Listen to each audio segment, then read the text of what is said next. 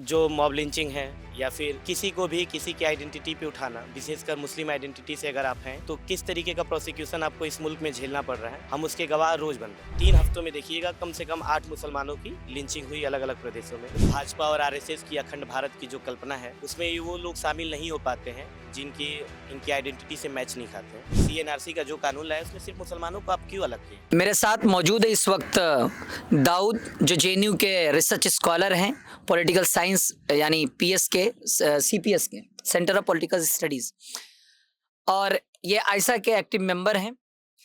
इनके संगठन के लोग यहाँ पर छात्र संघ के चुनाव में सभी पैनल पे लेफ्ट यूनिटीज जीती है। खैर, ये इनके परिचय है, लेकिन मैं बातचीत करने आया हूँ आज देश के अंदर बढ़ रही उन कम्युनल एक्टिविटीज पर, जिस तरह से सांप्रदायिकता बढ़ी है। विशेषकर उत्तराखंड में, उत्तर प्रदेश में कहीं हथियार बांटे जा रहे हैं, कहीं धर्म की रक्षा करने लोग किसी होटल में घुस जा रहे हैं कि कौन इसमें क्या नाम है, नाम बताओ, दुकान का नाम बदलवाने। ऐसी एक्टिविटीज से एक संस्था क्या सोचती है, एक स्टूडेंट क्या सोचता है, एक एक्टिविस्ट क्या सोचता है, या एक रिसर्च स्कॉलर क्या सोचता है? सीधे दाऊद भाई, हाँ, अ, परिचय अपना फिर। मेरा नाम दाऊद है, मैं सेंटर फॉर पॉलिटिकल स्टडीज़ में पीएचडी स्कॉलर हूँ और ये तमाम घटनाएँ कहें तो होती रही हैं और आप एक जो 2014 के बाद इन घटनाओं में जो आप तीव्रता देखते हैं कि एक कहेंगे कि बाढ़ आई है। बेशक। आप देखिए कि जो मॉब लिंचिंग है या फिर किसी को भी किसी की आइडेंटिटी पे उठाना, विशेषकर मुस्लिम आइडेंटिटी से अगर आप हैं, तो किस तरीके का प्रोसिक्यूशन आपको इस मुल्क में झेलना पड़ रहा है, हम उसके गवाह रोज़ बन रहे हैं। बेशक। पिछले आप 3 हफ्तों में देखिएगा कम से कम 8 मुसलमानों की लिंचिंग हुई अलग-अलग प्रदेशों में। चाहे वो झारखंड हो, उड़ीसा हो, बिहार हो, उत्तराखंड में आप देख रहे हैं कि कैसे लगातार वो चीज़ें बढ़ रही हैं। और उसमें हम देखते हैं कि सत्ता का जो एक रसूख होता है उसको कैसे सपोर्ट कर रहा है। वहाँ का चीफ मिनिस्टर बयान देता है कि हमें इस बात का फ़क्र है और कि हमें जो हेट स्पीचेज़ है उसमें नंबर 1 पे रखा गया है। कहाँ के सीएम ये? उत्तराखंड के सीएम जो हैं धामी। जी, उन्होंने जिहाद अब मंत्री। ये बयान दिया कि हमें इस बात पे फख्र खुशी है। है, फ़ख्र वाह। हो रहा है उन्हें। लेकिन ये ऐसा कुछ नहीं है कि आप एक सीमित कर देंगे कि हाँ, किसी इंसान को ऐसा करके किया जा रहा है। आप देखिए कि अभी आसाम के जो चीफ़ मिनिस्टर हैं, उनका हेमंता। हेमंता का उनका बयान देखिए कि अगर कोई मियाँ जो है आपसे ₹5 माँगता है, तो आप उसको ₹4 दीजिए। नहीं, ₹10 अगर ई-रिक्शा वाला माँगे तो उसे ₹5 दीजिए। हाँ, इतने तुच्छ और इतने संकीर्ण बयान एक चीफ मिनिस्टर के मन ज़बान से ऐसे जो लग। संस्थानिक पदों पे बैठे हुए लोग हैं, संवैधानिक पद है, उनकी गरिमा को कैसे लगातार गिराया जा रहा है। और ये टारगेटिंग पूरे मुल्क में एकदम नॉर्मलाइज़ करने की जो कोशिश हो रही है। आप देखिए कि एक वक़्त तक इन चीज़ों पे, घटनाओं पे हम देखते थे कि जंतर-मंतर दिल्ली पे बड़े-बड़े प्रोटेस्ट हुआ करते थे, बेशक। जब मुसलमानों की मॉब लिंचिंग इस तरीके से स्टार्ट हुई। अखलाक मुसलमानों हो, के। जुनैद हो, लगातार जो इनके मॉब लिंचिंग हुई, इस पे जेएनयू कहिए या फिर जामिया, जामिया जीयू। कहिए, जंतर-मंतर पे लगातार बड़े प्रोटेस्ट होते रहे। पर अब हम देख रहे हैं कि कैसे वो जो प्रोटेस्ट का एक फॉर्म होकर हुआ करता था, वो एक नॉर्मलाइज़ होते जा रहा है सिविल सोसाइटी में भी, लेकिन उस पे कोई किसी भी तरीके की बातचीत नहीं हो रही है। अभी जो हाल-फिलहाल की घटनाएँ हुई हैं, आप देखिए कि एक भी प्रोटेस्ट दर्ज नहीं हुआ है, जंतर-मंतर पे कहिए। कैंपसेज़ में तो मान लीजिए जो प्रोग्रेसिव पार्टीज़ हैं उन्होंने अपनी बात रखी, अपनी बात विरोध दर्ज कराया, हमारे संगठन ने भी कराया, मगर ओवरऑल एक नॉर्मलाइज़ेशन का जो पूरा प्रोसेस है, वो लगातार किया जा रहा है। अब लोगों को फ़र्क नहीं पड़ता है कि कहाँ कब कहाँ क्या कुछ हो रहा है। लोगों को लगता है ये सब तो नॉर्मल घटनाएँ हो ही रही हैं आए दिन, है ना? लेकिन ये एक बड़ी सोचने का विषय है। बिल्कुल, मतलब अगर आप किसी के मरने पे, और ऐसा कोई मरना नेचुरल नहीं है, जब उसको मारा जा रहा है कि इंटेंशनली। भीड़ मार रही है उसको, और उस भीड़ के मारने पे भी अगर आप चुप हैं, तो फिर सोचिए कि इंसानियत कहाँ तक जा रही है। आप अगर रिसेंट की जब उत्तराखंड पे बात कर रहे हैं, आपने देखा कि एक दुकान पे एक भीड़ चढ़ती है और उस दुकान का नाम रहता है बाबा क्लॉथ सेंटर, तो उसपे ये कहते हैं कि बाबा आप क्यों लिख रहे हैं? अगर आप मुसलमान हैं तो आप बाबा मत लिखिए। वहीं के एक हिंदू शख्स ने उस बात का विरोध किया और भीड़ को हटाया वहाँ से। आप देखिए कि उसका रिएक्शन क्या है कि अलग-अलग शहरों से वहाँ भीड़ पहुँचती है उस इंसान को मारने के लिए। बिल्कुल। लेकिन अब ये कहिए कि उसी शहर के लोग उसको बचाने के लिए नहीं आ पा रहे हैं, आगे नहीं आ रहे हैं। ये जो कमी समाज में बढ़ रही है, उसको काउंटर अगर नहीं किया गया तो ये हालात जो है सत्ता से तो नहीं सुधरने वाले हैं। सत्ता को खुलेआम जो है इसका समर्थन है, इस तरीके की हिंसा का समर्थन है सत्ता का। चीफ लेकिन मिनिस्टर अगर का बयान तक नहीं आया है। लेकिन अगर लोग जो है मतलब अगर लोग ही बचा पाएँगे इस चीज़ को, अगर लोग नहीं आएँगे तो ये चीज़ें बहुत मुश्किल हो रही हैं, दिन-ब-दिन बदतर होती जा रही हैं। आप जब सड़कों पे ट्रैवल कर रहा है कोई इंसान, अगर वो दाढ़ी रखा है, तो अगर वो ट्रेन में ट्रैवल कर रहा है या फिर सड़क पे ट्रैवल कर रहा है, तो उसको हमेशा इस बात का खतरा है कि वो मुसलमान है, मारा जाएगा। सहमा रहता है। कोई बच्चा 16 साल का अगर ट्रेन में ट्रैवल कर रहा है, उसकी आइडेंटिटी जब उसको भीड़ को पता चलती है, तो उसको मार देती है। आरपीएफ का एक जवान महाराष्ट्र में एक बुजुर्ग शख्स को जो है मारता है। आप देखे हैं, आप एक आरपीएफ का जवान उसको ट्रेन से ही मतलब आरपीएफ का जान एक से जवान बीच में तो ट्रेन में 3 लोगों को चिन्हित जान से करके मार गोली देता है। से मार दिया था। इसके अलावा आप देखेंगे कि सनक सवार है। हाँ, बुजुर्ग जो है ट्रैवल कर रहे थे, उनके पास खाने का सामान पड़ा हुआ था और उस खाने के सामान के लिए उनको मारा जाता है। और हज़ारों ऐसी घटनाएँ हो चुकी हैं इस सरकार के आने के बाद। हमें तो बहुत सारी घटनाएँ अगर जो है पिछला साल का एक रिपोर्ट आया कि 50 ऐसी घटनाएँ हुई जहाँ पे हेट में जो है मुसलमान लोगों को या फिर जो माइनॉरिटी है उनको टारगेट किया गया। पर वो इसमें घटनाएँ और भी लोग निशाना हो रहे हैं। मसलन जैसे पूर्वोत्तर का एंजल चकमा, वो अपनी इस आइडेंटिटी, क्योंकि पूर्वोत्तर के लोग थोड़ा-सा, देखिए भारत एक विविधता वाला देश है, डाइवर्स देश है।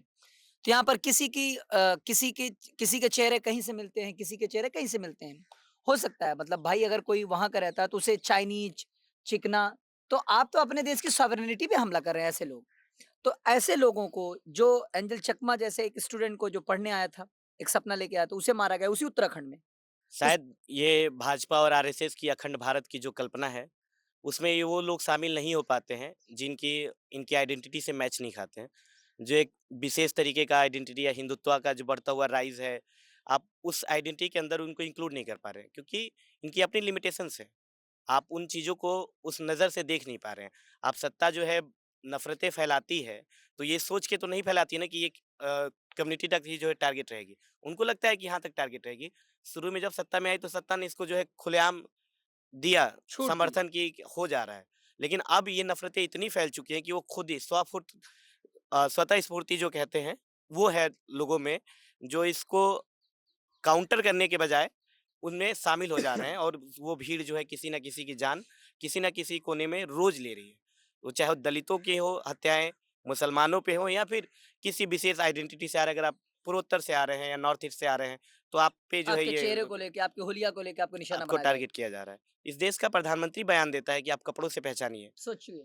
ये तुच्छ बातें एक प्रधानमंत्री करता है और उसके बावजूद उस पे कोई कार्रवाई नहीं होती। आप देखिए कि इलेक्शन का प्रोसेस चल रहा था। प्रधानमंत्री प्रधानमंत्री होता है भाई। सब साहेब के सामने सबके हाथ बंधे हुए हैं। डर सबको लगता है।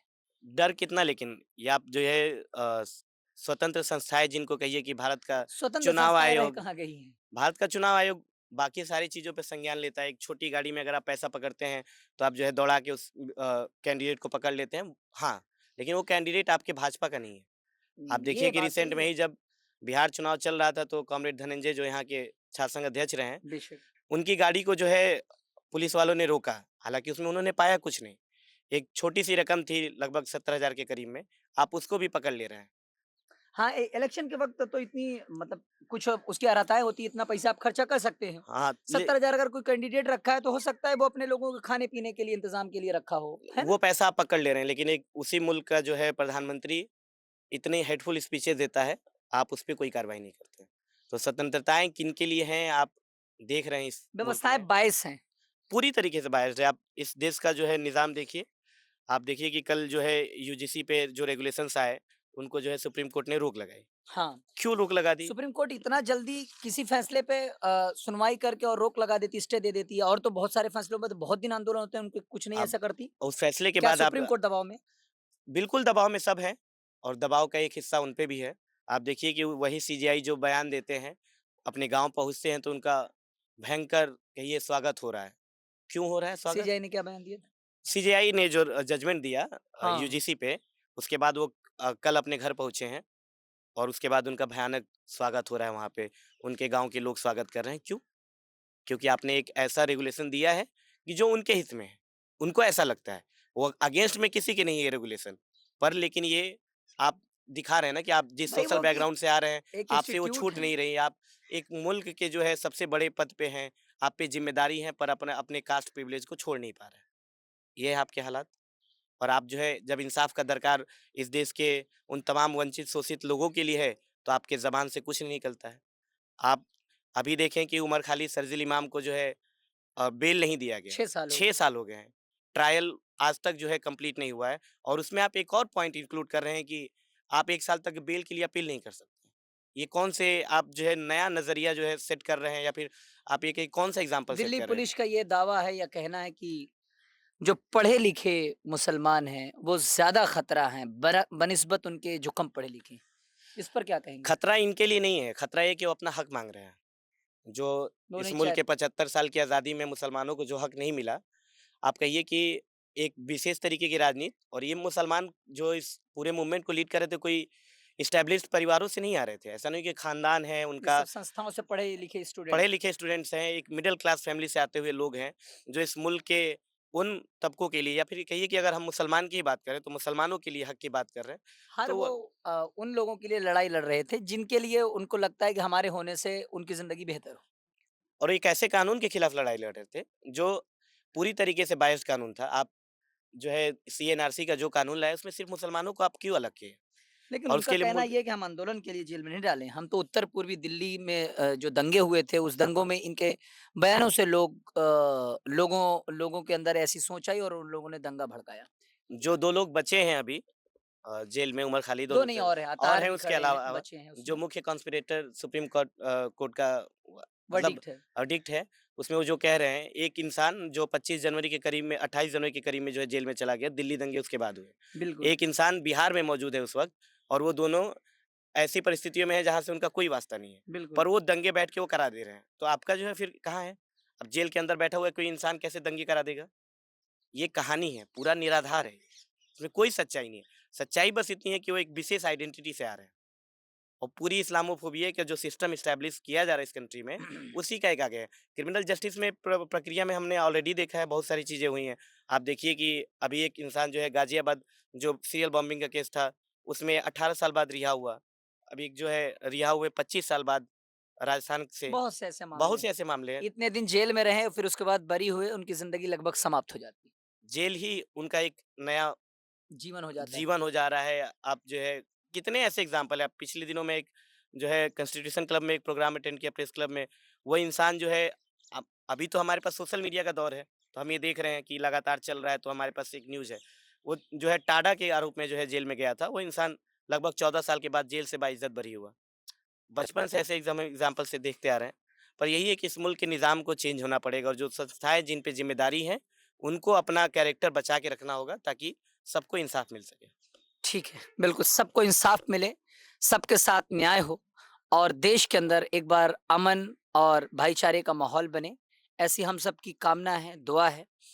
बाकी जिस तौर से हमारा देश चल रहा है, ये देश के लिए दिक्कतदेह है, तकलीफ़देह है। नौजवान जो इस देश के अंदर एक अच्छा रिसर्च कर सकता है, कुछ अच्छा दे सकता है, आज वो नौजवान ऐसी धर्म हमारी रक्षा करता है, हम धर्म की रक्षा में निकल पड़े। ये बड़ा मतलब अजीब-सा सवाल है। बड़ा अजीब-सी रस्म चली है। कोई न सर उठा के चले, कहा गया है, सुना गया है। ज़ुबाँ दराज़ों को मशवरा है, कोई न बोले। बोलोगे तो क्या होगा? बोलोगे तो जेल है आपके लिए। चलिए खैर